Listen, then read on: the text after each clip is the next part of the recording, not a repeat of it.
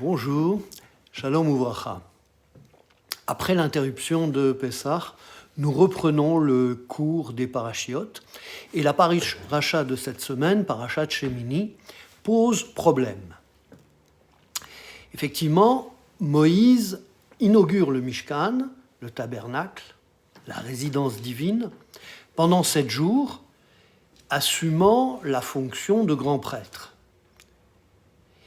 Et le 8e jour, il installe Aaron dans la fonction du grand prêtre, comme Hachem lui avait ordonné dans la parashat Tzav. Mais pourquoi Aaron ? N'est-ce pas lui qui a fait le veau d'or, qui a permis au peuple d'errer dans la voie de l'idolâtrie ?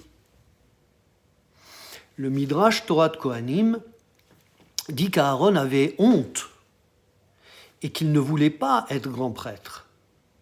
À cause de ça, justement.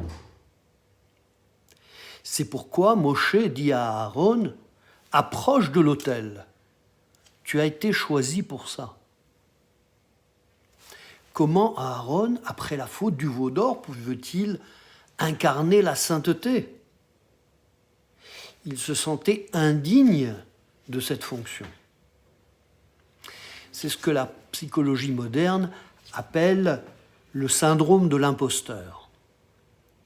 Il a été montré que 40% des gens qui réussissent pensent qu'ils ne méritent pas cette réussite.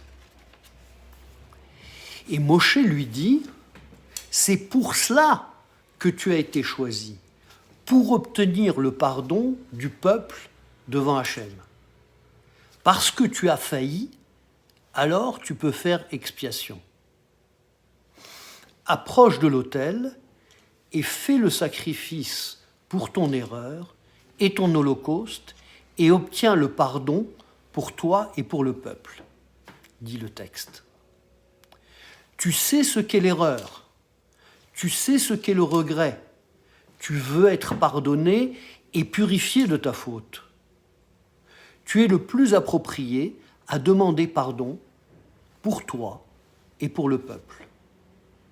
C'est ta faiblesse qui fait ta force. Où Moshe a-t-il appris cela ? Eh bien, lui-même s'était senti inadéquat au buisson ardent, quand Hachem lui avait confié la mission de libérer le peuple d'Égypte. Il a dit « mais je ne sais pas parler ». Et Hachem lui répond que c'est lui qui met les mots dans la bouche du prophète.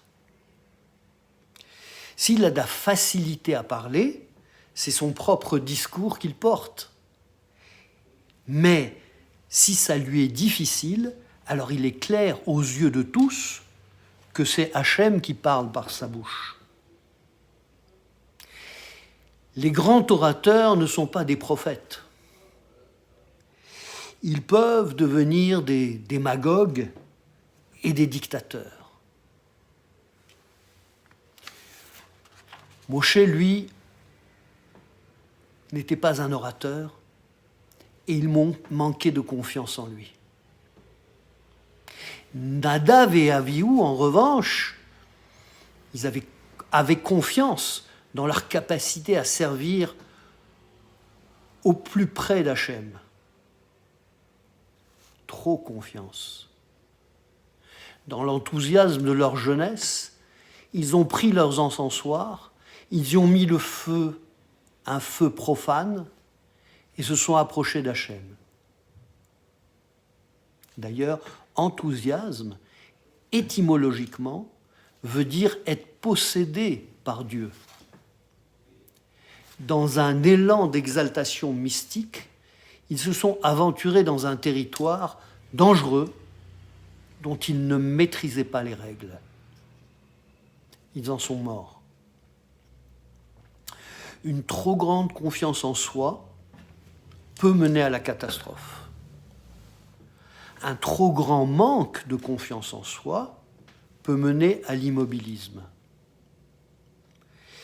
Il faut surmonter son sentiment d'inadéquation pour se mettre en mouvement. Mais le doute qui reste derrière la tête va permettre de contrôler son action. C'est dans cet espace, entre l'énergie et le contrôle, que l'action juste va pouvoir se déployer. Il y a un facteur important dans cette scène, c'est que Moshe a eu confiance en Aaron au moment où Aaron doutait de lui-même. De même que Hachem a eu confiance en Moshe quand Moshe doutait. Hachem a confiance en nous. Il a confiance que nous pouvons surmonter les obstacles qu'il met sur notre chemin. Et cette idée va nous aider à le faire. Nos héros, dans le judaïsme, ne sont pas des super-héros.